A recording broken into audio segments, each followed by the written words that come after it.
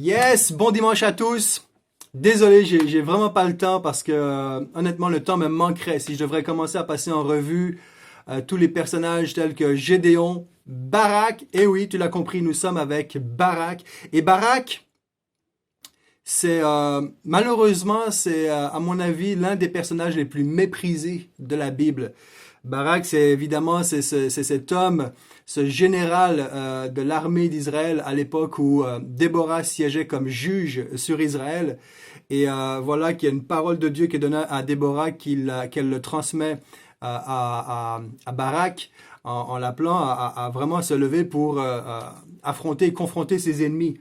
Et c'est un grand classique, Juge chapitre 4, verset 8, Barak va lui dire, ben, si tu viens avec moi, j'irai, mais si tu ne viens pas avec moi, je n'irai pas. Elle répondit, j'irai donc avec toi, mais tu n'auras pas de gloire dans la voie où tu t'engages. Donc, et c'est là que je dis que ce personnage est malheureusement l'un des plus méprisés, parce que cette réaction de Barak a toujours été interprétée comme de la lâcheté et un manque de courage. Et je crois qu'effectivement, c'est clair, il le dit, ou en tout cas, on peut le comprendre entre les lignes, où il préfère être accompagné par Déborah plutôt qu'être seul. Donc il y a une certaine crainte, une certaine peur, etc. Mais on a mis uniquement l'emphase là-dessus.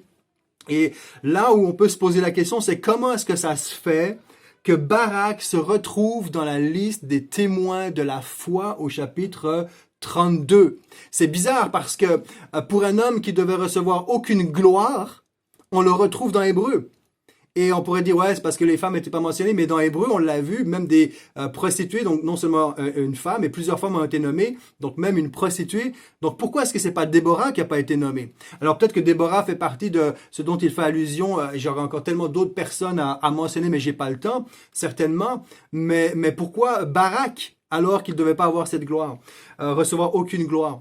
Alors j'aimerais te proposer peut-être une autre réflexion, une autre perception de cet événement-là. Et moi, j'aime l'idée où, oui, certainement que Barak a manqué de courage, mais j'aime l'idée, je crois que Barak était plus préoccupé d'avoir la victoire plutôt que la gloire. Faut pas oublier, c'est quand même, premièrement, c'est un homme, et c'est un général d'armée. Donc, contrairement à Gédéon, là, on est vraiment au clair sur le fait qu'il y a une expérience militaire.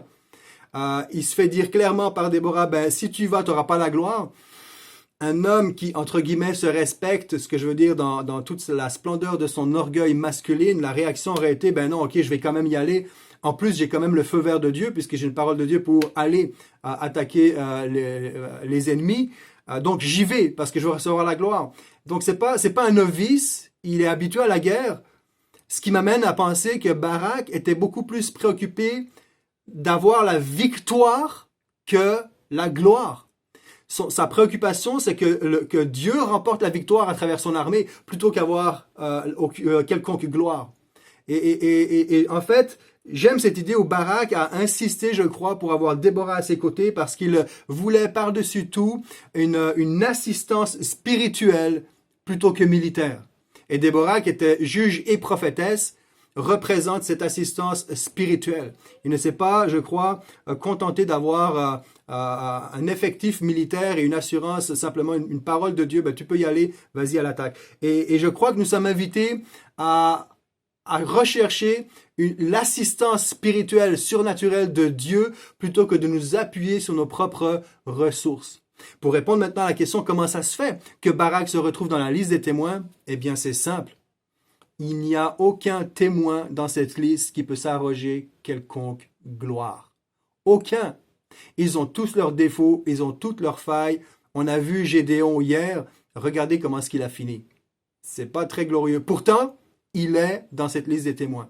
Et encore une fois, ce Hébreu 11 est un message de la part de Dieu qui est transmis par son esprit encore aujourd'hui dans nos cœurs pour dire ce qui compte pour moi, c'est que vous marchiez par la foi. Ça compte tellement que je reviens un petit peu en arrière, que cette période de 40 années entre la traversée de la mer Rouge et l'effondrement des murailles, on n'entend pas parler de quoi que ce soit. Parce que Dieu retient ce qui est effectué par la foi, par notre confiance en lui, tout ce qui est généré par cette confiance en lui, par notre foi en lui.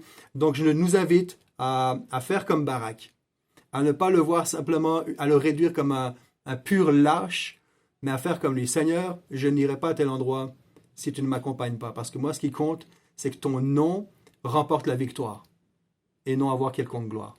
Je te souhaite un bon dimanche. On se retrouve demain. Allez, ciao, ciao.